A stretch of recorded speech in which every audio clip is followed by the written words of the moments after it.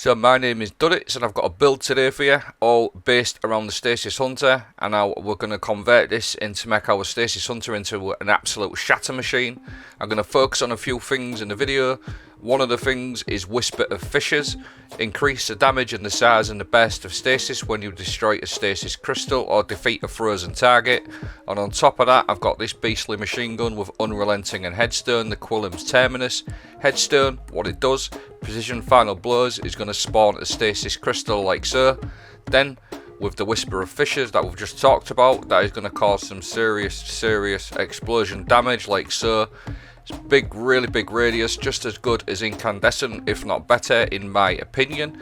And then on top of that, what we've also got is we've got the forgotten aspect on the Hunter, shatterdive, activating while midair to quickly descend and shatter nearby targets on impact if they're frozen.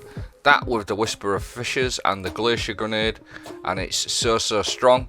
And again, it can work with Headstone like so, get a kill, and then you can just do your shatter dive from the Headstone crystal. Alternatively, you can run it with your Glacier Grenade like so, and I've run this in 1600 stuff. 90% of this video is 1600 stuff, and it's just destroying these enemies like really easily.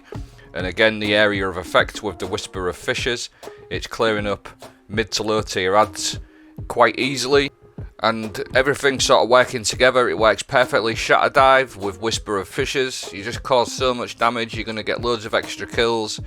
So a shatter dive with a Whisper of Fissures works absolutely perfectly. Harrowed Quillem's Terminus with Headstone. There's plenty of weapons that roll Headstone. This is absolutely crazy with Whisper of Fissures. So there's these sort of different ways. I've got another way to show you now to get some serious damage on these stasis crystals, cause absolute carnage with them. Vault Shot, the new seasonal perk. If you didn't catch that, watch what happens here. I'm going to shoot that, and that chaining vault is going to smash them crystals. Vault Shot, reloading this weapon after defeating a target, overcharges his weapon for an improved duration, causing it to jolt on its next hit. So that with the Whisper of Fissures is absolutely crazy. You get so many extra kills with everything that you've already seen, plus this Vault Shot is going to chain to targets nearby, and if that stasis crystal is anywhere near, it's going to destroy. And look at this, just look at that, how much damage he was getting there. Absolutely nutty. So it's really strong all round. We've got the Headstone, we've got the shatter dive, we've got the Whisper of Fissures, we've got the stasis crystals, loads of different weapons with Headstone on. And I tried it in things like the normal version raid, and it just honestly, it just felt too easy. Everything just felt too easy with this setup.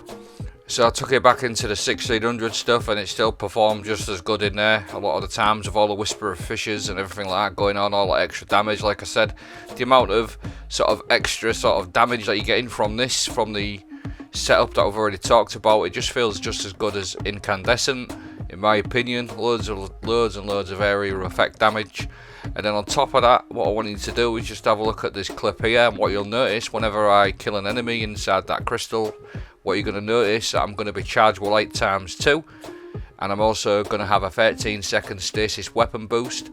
That's all to do with the way I've got my fragments and the mods set up, and I'm also going to be healing. You'll notice there I've got an overshield, so you can do a nice safe shatter dive and get out of there quick. That's all to do with the stasis shards as well, so doing loads of extra damage with our stasis shards, stasis crystals, and then taking advantage of these shards to really sort of give ourselves a really big damage boost and give ourselves loads of healing and be quite tanky as well. So stay tuned, I've got the fragments to show you. So this is the way I have my aspects of fragments set up: Grim Harvest and Shatter Dive. Grim Harvest is the most important one, because what it does is when you defeat slowed or frozen combatants, it creates a stasis shard.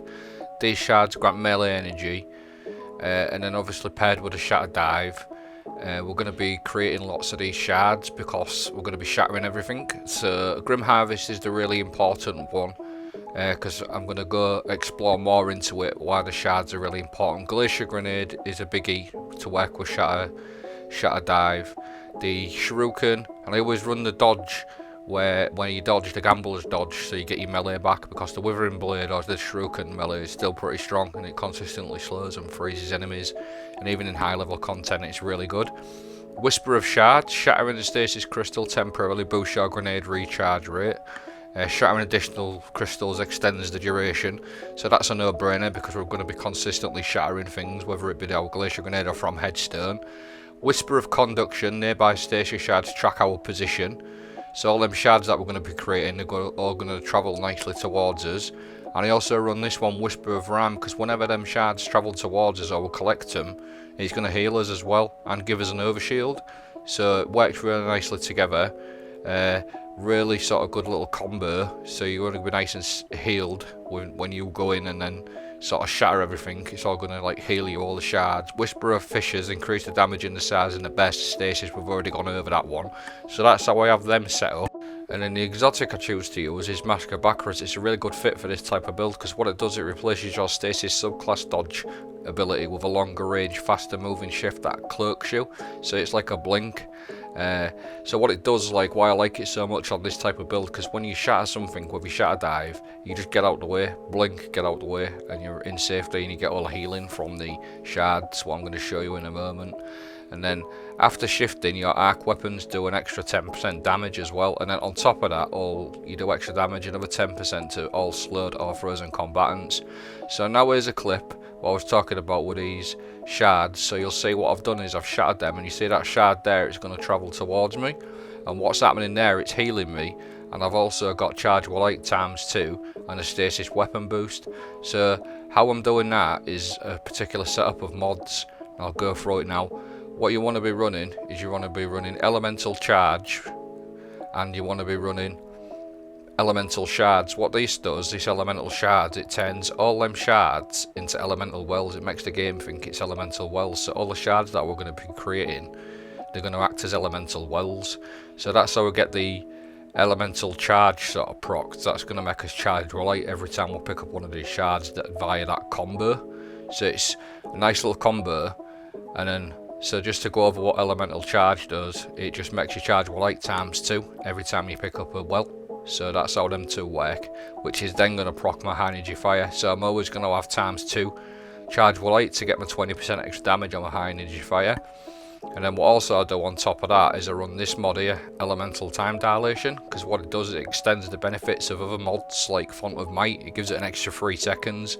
So Font of Might gives you a 25% extra damage on your stasis weapons as long as you pick up a stasis well, because we're on a stasis subclass. So 25% extra damage on your stasis weapons is really, really nice. And again, dilation, what that does, it just extends that per stack for Font of Might 3 seconds, 3.5 seconds I think per stack. So it's a really, really nice little combo.